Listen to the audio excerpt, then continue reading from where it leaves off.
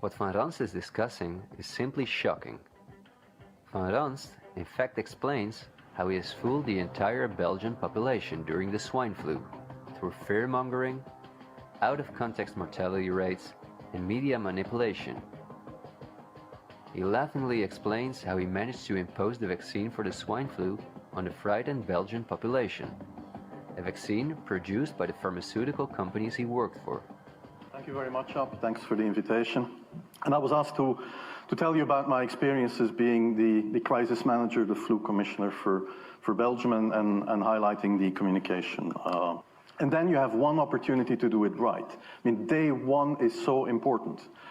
In day one, you start your communication with the press, with the people, and you have to do it right. I mean, you have to go for one voice, one message.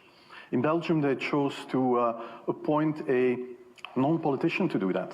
I mean, I have no party affiliations, and that makes things a little bit, at that time at least, a little bit easier, because you're not attacked politically, majority, minority.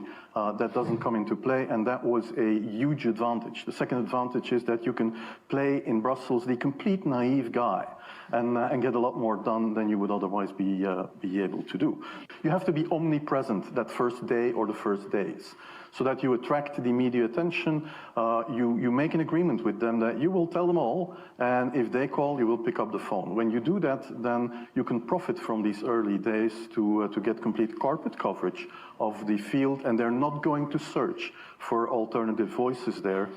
And if you do that, that makes things a lot easier. These first weeks, that's easy street. When you have no opposition and then everybody needs news and they can come to you for news, you can bring quite a lot of neutral information, and it is picked up, and it is well, the news is brought the way you bring it, and that is you can only do that in the first couple of weeks or months. And then you have to say, okay, well, we will have H1N1 deaths.